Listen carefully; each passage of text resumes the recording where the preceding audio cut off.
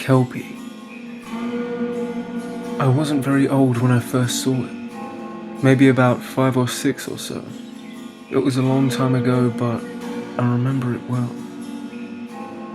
For what feels like the longest time, the whole experience of it felt like a dream. Like it never really happened, just a little image in my head, a half-forgotten memory. Maybe it didn't. I couldn't remember exactly where the place was, just what it looked like. As the same with the people there. No face or name I could say now. Maybe they weren't even there, just additions by time to the memory, slowly changing the devils in the details. But they don't matter much. They never did. What did matter was the Kelpie. It was summer. I was playing near the bayou not far from my grandmother's house. I had been sent there to spend the duration of the warm season. My mother thought it was good to breathe fresh, humid air instead of city smog. My summer that year was spent with my grandmother down south. She was a fierce old lady, second generation from Scotland. Often she would tell wonderful tales of the lochs and forests from her parents' homeland, about all the creatures that lived within the waters and all the ones that lived in the trees. One of my favourites was the Selkie, beautiful seal women who could change shape at will as they sunned on the rocks or swam in the sea. Another was the Weege, a more ferocious beast, but also quite interesting to me. My grandmother said that they could take the form of a singing woman, where they would lure sailors into the ocean and drown them in the salt water when they got close, like sirens. The one I loved the most, though, was the unicorn. Such a majestic, mysterious creature. I liked how pure it was told to be. I had always had a desire to see one, to touch its pure, white coat. But I knew they weren't real. Just stories, just tales. But I liked to pretend. One day, I went down to the bayou to catch a fish. I was very proud of myself, having made a pole from a stick and some string. My grandmother laughed and said if I caught a fish, she would cook it for me. I became very determined to the task. I told her I would be back before sundown. I waited at the banks of the water, legs crossed and pole in hand. There was a small bit of uncooked bacon on the end of the line. I knew I was going to catch a fish. I just knew it. My train of thought and concentration was broken by music. Someone was playing a fiddle. The sound was enchanting. I looked around for the source, not finding one. I tried to follow the sound.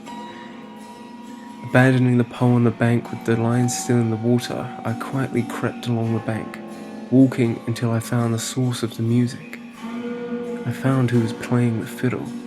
It was a young man sitting on a branch of a large tree. The limb hung just above the water, and the young man lay against it, suspended over the mirror-like surface, playing a tune to his wooden fiddle. The white strings seemed to glow in the faint morning light.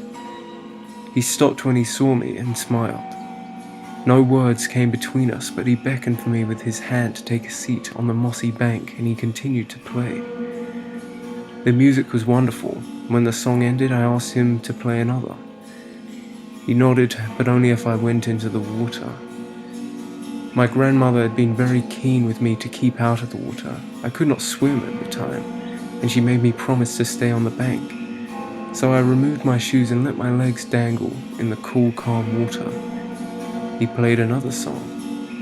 When he finished, he beckoned with his hand again for me to come closer, deeper into the water, like he was going to tell me a secret and whisper it in my ear. I shook my head. I had made a promise. The young fiddler seemed sad, disappointed. I can't quite remember the details of his face, but I can just remember his frown. He sighed and rolled off the branch and into the dark water without a splash. Just a few small ripples came from where he entered the bayou. He never came out of the water. After that, I went back to the house as my grandmother called my name. First, I ran to get my pole. A tiny minnow was at the end of the paperclip hook. I almost told my grandmother about the young fiddler, but I didn't. She would just think it strange and say it was nonsense. The next day, I went back to the bayou banks, fishing pole in hand. I said to my grandmother I would catch a bigger fish. I told her I would be back before sundown. I went back to my spot and sat cross-legged, pole in hand.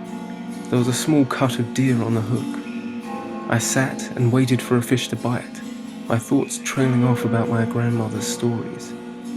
They were stopped by the sound of laughter. It was a girlish laughter, light and soft. I was curious. Usually the bayou was so lonely, just the call of faraway birds and the hum of cicadas. But the laughter broke through it, right into my head.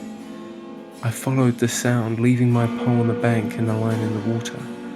Moving silently, I walked along the bank. In the same place, with the low-hanging tree limb, was where I found the source of the laughter. That small watery grove seemed just a little different. A large grey rock sat in the middle of the water, emerging from the deep. I hadn't noticed it before. Possibly I just hadn't remembered it from when I met the young fiddler.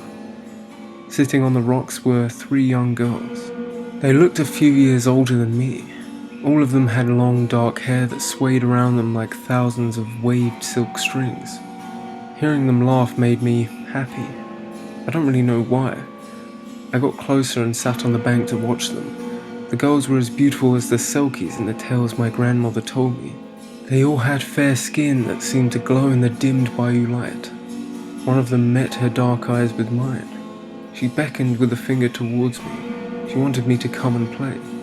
I wanted to. They seemed as though they were having so much fun up on the rock there. I took off my shoes and rolled up my pant legs. I waded in up to my knees, and my feet sunk lightly into the silty mud. But looking down into the water, I remembered. I couldn't swim. I sadly stood there, sorrowful that I could not join these new friends. One by one, they slid effortlessly into the water and swam towards me, only their eyes visible above the water with their hair flowing behind them. They swam around my legs, barely disturbing the water. One pulled gently at my leg, another at my hand. I shook my head. I couldn't. Disappointed, they smiled dismally and let go of my hand and left, slipping away like the water they swam in. Their sighs were almost musical, as melodic as they were. I didn't want them to go. They almost swam in after them, but I heard my grandmother call my name. I went to get my pole. A small fry was at the end of the line. I almost told my grandmother about the bayou Selkie girls, but I didn't. I felt they were mine somehow, like a secret that only I would know. The following day, I set out again. I was going to get a bigger fish. I had to. This was my last day in the bayou. I was going home the next day. I told my grandmother I would be back before sundown and went to the bank to fish with the pole in my hands and my legs crossed over one another. There was a small strip of gator meat at the end of my makeshift hook. I gazed out into the dark, still water. It seemed almost dead, lovely, but dead. A metallic blue dragonfly landed on the water, took a sip and flew off. I watched it go. My attention was then turned to a most unusual noise. Hooves and a neigh. There were no horses in the bayou, so I started to wonder. I put my pole down on the bank and let the line sit in the water. I followed the sounds of the braying horse. Yet again I came to that same place. The willows hung low, the tree limbs sat just above the water, and the rock was empty of any selkie girls. Standing by the tree on a small island bank in the middle of the water was a unicorn. It didn't have a horn, much to my disappointment, but there it was. A pure white horse. It pawed at the ground with long, furred hooves. Its mane was elegant and shiny. It seemed to glow, just like the selkie girl's skin and the young man's fiddle strings. It was beautiful, even if it may not have been a unicorn, as the bayou girls were not selkies, and the young fiddler not the singing Ike Ike. It looked towards me and waved its head up and down, up and down. It was calling me to it. Without hesitation, I got into the water. I didn't even take off my shoes. I stood knee-deep. The white horse trotted into the water and began to swim to me. I hoped it would play with me on the banks, or at least in the shallows. It stopped though, just a little further out from where I was. It could stand there, but then again it was much bigger than me. The water couldn't be too deep over there, could it? It looked towards its back. It was offering me a ride. In my excitement, I forgot all about my grandmother's words, and I went deeper into the water, up to my chest, then my shoulders. The water felt suffocating as it went higher and higher.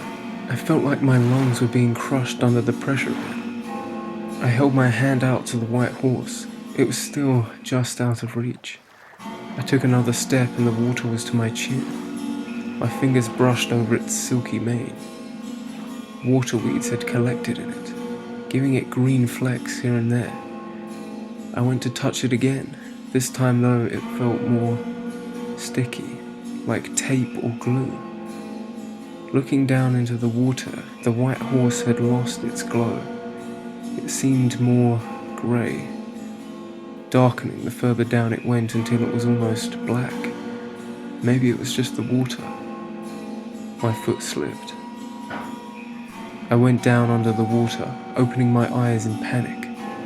I was horrified at what I saw in front of me. Where the horse's belly and legs would have been, I saw only smooth, black, decaying flesh. Water weed strewn in and out of it. The back legs fused together in a slowly fanning tail. It was like something out of a nightmare. I immediately stepped back, my movements slowed by the water. I turned around and my head broke the surface as I reached the shallows. I scrambled onto the bank and looked back. The white horse was gone.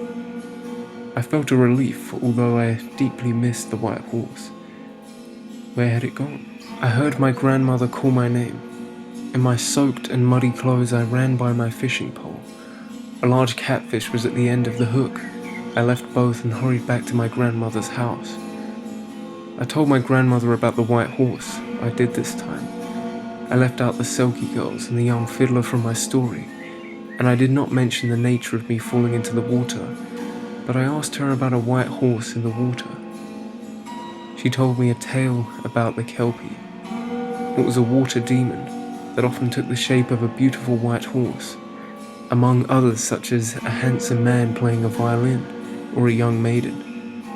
It would offer a ride to anyone willing, then take them into the water and drown them. Nothing would ever be found of them. That night I forced myself to go back there. I needed to see if it was real. In the light of my torch, I followed the path I had taken as I had searched for the source of the sound. But after hours of searching, I could not find it.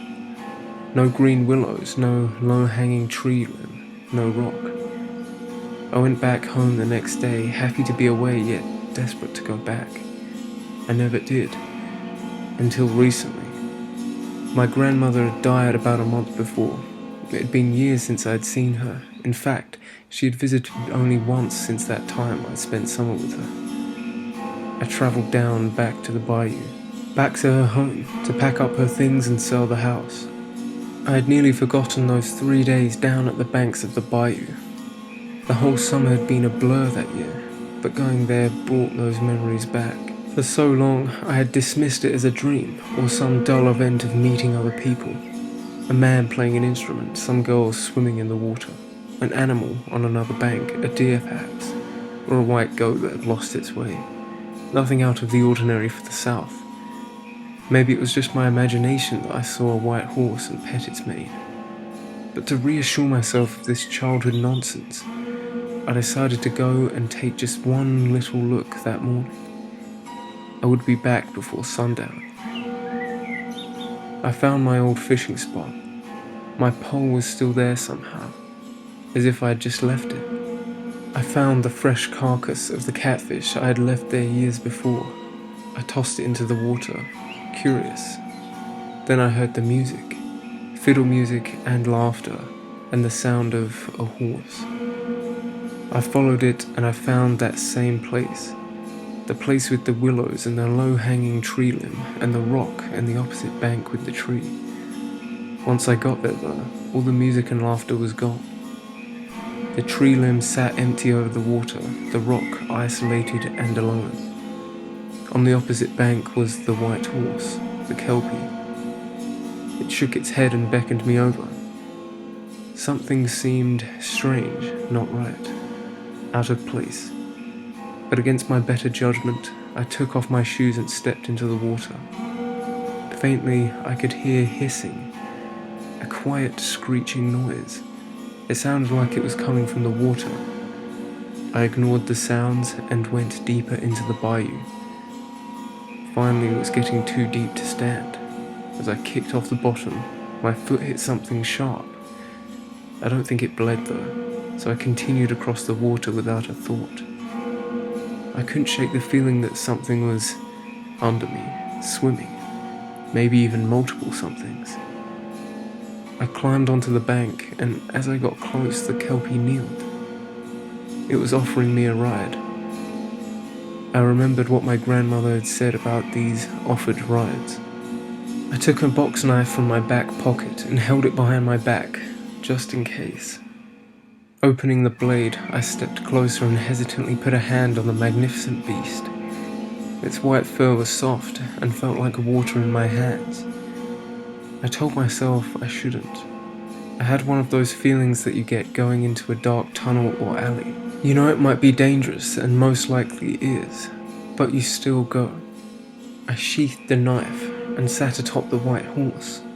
It stood and pranced in a circle. I laughed. Oh, how I wished I had done this years ago. Looking up, I saw the young fiddler laying on the low-hanging tree limb. He plucked a string and began to play. He had a handsome face, with shaggy blonde hair hidden under a hat. His clothes looked old, like he was from the Wild West. The 3 bayou Selkie girls came out of the water and lay atop the rock, laughing and brushing out the water weeds with their fingers. I noticed their faces this time. Soft, delicate features with shining dark eyes and smiling mouths. They all seemed so happy. I started to feel the same way. A large grin was stuck on my face. Though after a moment that was replaced with a feeling of sickness, worriment. I had a deep ache in my stomach. I was scared, but of what? I tried to lift my hand from the white horse's neck. I wanted to get off. I wanted to swim to the other bank and run away from this place. My hand wouldn't move. I pulled at it with my free hand, but it was stuck, like it had been glued. I watched in horror as the white horse's coat began to grey before my eyes, becoming darker and darker. Finally, it became an oily black. Light shined off it in different colours. It turned its head towards me. No longer was this the beautiful creature I had seen across the bank. It was a monster, the Kelpie.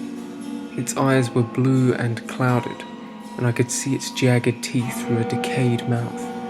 A long, greenish-black tongue lapped out of its jaws. The Kelpie's skin started to become a sticky black goo, engulfing my hand and surrounding my legs. I called for help from the young fiddler and the Selkie girls. It was like they didn't notice me shouting at them. When they did finally look at me, I realized that they too were not as they seemed.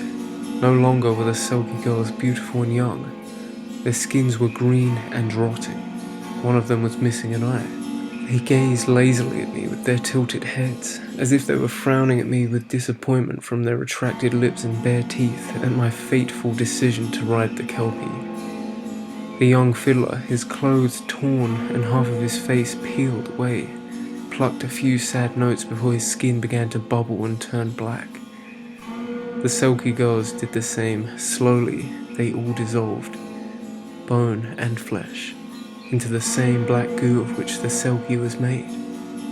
Gradually, they dripped into the water and dissipated like ink, becoming underwater smoke.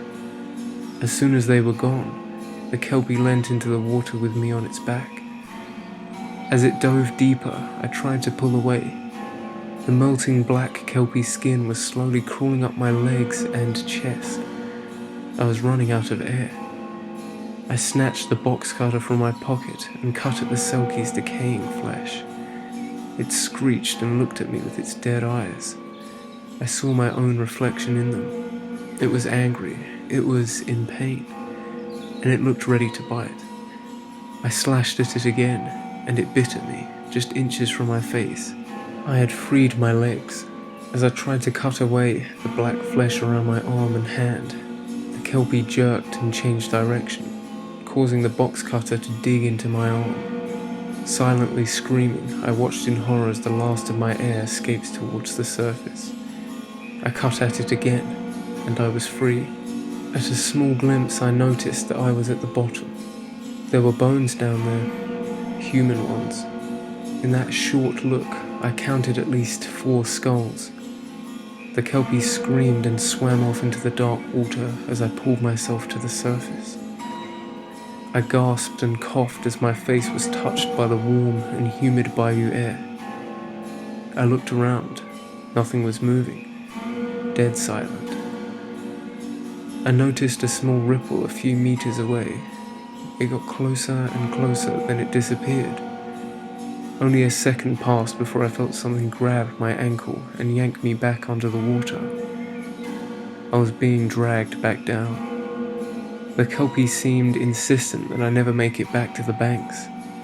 I opened my eyes to see myself face to face with the Kelpie. Its black mane flowed around it. Below me, the silky girls were grasping at my ankle. I jabbed the knife forward into the Kelpie's eye. It screamed again, such an inhuman noise that made my ears feel as though they were about to bleed. I no longer felt the hands grasping at my legs. The grip around my ankle was gone. The Kelpie, screaming, swam away. The box cutter still in its eye. I swam back to the water's surface. Quickly paddling my way back to the bank, I hoped that the Kelpie would not come after me for revenge.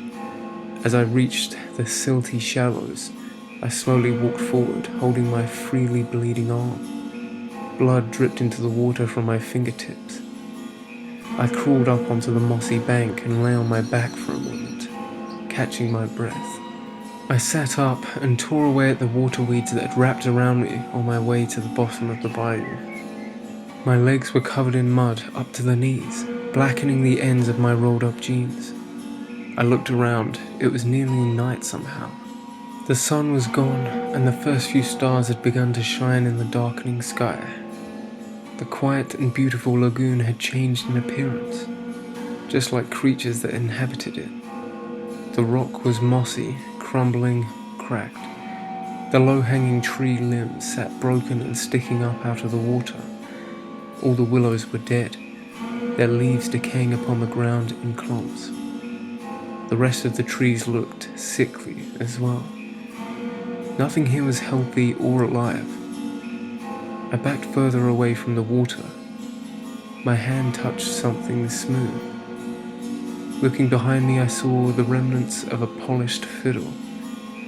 It looked broken, untouched for years. Further away, I saw the remnants of 3 colourful beach towels. They were just threads now. The skeletons of fish were around every discarded item. Looking closer in the weeds, I noticed more. Dozens of things left behind by those who rode the Kelpie.